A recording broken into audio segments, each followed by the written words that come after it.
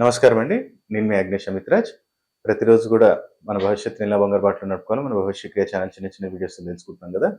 అయితే ఈరోజు మనం తెలుసుకోబోయేది ఏంటిదంటే, మనం ప్రతిరోజు మొన్నటి నుంచి గూడా అసలు ఏ రాశి వారు ఎలాంటి మంత్రాన్ని ఇంట్లో స్థాపన చేసుకొని వారితోటి క్యారీ చేసినట్టయితే ధన రాబడి అనేది కలుగుతుంది. అలాగే ధనం అనేది స్థిరంగా ఉండటానికి మనకి అవకాశాలనేవి పూర్తిగా ఉంటాయి. కాబట్టి ప్రతి ఒక్క రాశి వారికి ఒక మంత్రం అనేది మనం చెప్పడం జరుగుతుంది. ఒక చిన్న ప్రాసెస్ గూడా వాళ్ళకి చెప్తున్నాం. సో, వాళ్ళు గూడా మంచి రెస్పాన్స్ ఉంది. వాళ్ళు గూడా చెప్తున్నారు. చేస్తున్నాం గురుగారు. కొంచెం స్టెప్ బై స్టెప్ మనకి చేంజెస్ తెలుస్తున్నాయి మనకని చెప్పి వాళ్ళు గూడా అప్డేట్ ఇస్తున్నారు మనకి. సో, ఈరోజు మనం తెలుసుకోబోయే రాశి ఏంటంటే వృషభ రాశి. ఈ వృషభ రాశి వారు ఏ మంత్రాన్ని ఇంట్లో స్థాపన చేసుకోవాలి? అలాగే వారితోటి ఎలా క్యారీ చేసుకోవాలనేది మనం ఈ వీడియోలో తెలుసుకుందాం.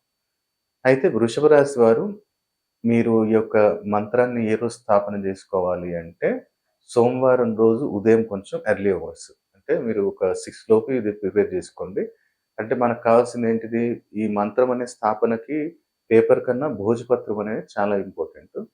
అది మీకు భోజపత్రం అనేది ఆన్‌లైన్ దొరుకుతుంది. లేదంటే పూజా సామాగ్రిలకెళ్ళి మీరు అడిగినా సరే గాని అది భోజపత్రం అంటే ఇస్తారు. సో, ఆ భోజపత్రం అనేది ఒకటి తెచ్చుకోండి. తెచ్చుకున్న తర్వాత దాన్ని 2 పీసెస్ చేయండి. భోజపత్రాన్ని 2 పీసెస్ లాగా చేసుకోవాలి. 2 పీసెస్ జేసేసి అంటే మనకి అది 3/3 గాని, 2/2 ఇంచెస్ అనేది మనకు రావటం జరుగుతుంది. సో, అదొకటి తీసుకోండి. తీసుకొని మంచిగా ఆ భోజపత్రాన్ని మంచిగా 2 పీసెస్ చేసుకొని మీరిది రాయవలసిందేంటంటే గ్రీన్ కలర్ పెన్ తోటి రాయాలి. గ్రీన్ కలర్ పెన్ తోటి మంత్రాన్ని మీరు రాయాలనమాట.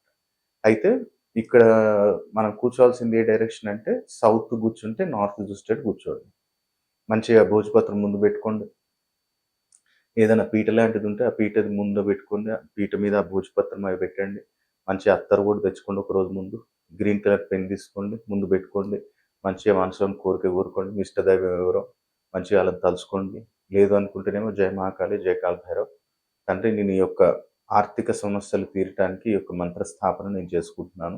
సో, మంచిగా నాకు అనుగ్రహాన్ని ఇయ్యి తండ్రి అని చెప్పి కోరుకొని, ఈ యొక్క మంత్రాన్ని ఆ భోజపత్రం మీద రాయాలి. మంత్రం ఏంటి అంటే మనకి ఓం హ్రీం క్లీం శ్రీం. ఓం హ్రీం క్లీం శ్రీం. ఈ యొక్క మంత్రాన్ని మీరు తెలుగులో రాస్తారా? మీ భాష ఏదైనా పర్లేదు. తెలుగులో రాసుకోండి, హిందీలో రాసుకోండి, ఇంగ్లీష్‌లో రాసుకోండి. మీ చాయిస్ అది. రాసిన తర్వాత మంచి దాన్ని అత్తరు పూయండి. మంచి గంధం పూయండి దానికి. దాంతో పాటు ఒక 5 ఇలాచీలు తీసుకోండి. ఏదైతే ఒక యంత్రంలో ఈ 5 ఇలాచీలు పెట్టండి. పెట్టేసి మంచిగా దాన్ని ఒక గ్రీన్ కలర్ థ్రెడ్‌తోటి కట్టేయండి. కట్టేసి అది తీసుకెళ్ళి లాకర్‌లో పెట్టుకోండి. ఇంకొకటి ఏదైనా జిప్‌లాక్ కవర్‌లో పెట్టి మీ యొక్క పర్స్‌లో గాని మీరు మెయింటైన్ చేసుకున్నట్టయితే అయిపోతుంది. లేదంటే దాన్ని చిన్నగా ఒక లామినేషన్ లాగా చిన్న కోన్ ఉండటానికి చిన్న లామినేషన్ లాగన్నా చేయించి మీ పర్స్‌లో అన్నా పెట్టుకోండి. లేదు అంటే మేము ఏదైనా బ్యాగ్ క్యారీ చేస్తాం గురువుగారు అంటే ఆ బ్యాగ్‌లో పెట్టుకోండి. లేదు మేము బిజినెస్ పర్సన్ అంటే మీరు కౌంటర్‌లో పెట్టుకోండి. మంచి లామినేషన్ చేయించేసి కౌంటర్‌లో పెట్టుకోండి. ప్రతిరోజు కొంచెం ధూపం చూపియండి. ఆటోమేటిక్‌గా స్టెప్ బై స్టెప్ మనకి ఈ ఆర్థిక సమస్యలన్నీ తీరుతాయి. దాంతో పాటు ఈ వృషభ రాశోళ్ళు ఏంటంటే ఈ మంత్ర స్థాపన చేసుకున్న తర్వాత ప్రతి శనివారం రోజు రావి చెట్టుకి బెల్లం కలిపిన పాలు సమర్పించడం స్టార్ట్ చేయండి. ఆటోమేటిక్‌గా ఈ యొక్క వృషభ రాశి వారికి ఆర్థిక సమస్యలనేవి స్టెప్ బై స్టెప్ తీరటం జరుగుతుంది. ఆ ఆర్థికంగా వచ్చిన డబ్బు నిలబడుతుంది. ఆర్థికంగా బలపడతారు. కొంచెం అప్పులేదన్నా ఉన్నా స్టెప్ బై స్టెప్ కట్టుకుంటూ వెళ్తారు. ఈ యొక్క మంత్ర స్థాపన చేసుకోండి. అలాగే చిన్న పరిహారం చేసి వృషభ రాశి వాళ్ళు లాభాన్ని పొందాలని కోరుకుంటున్నాను.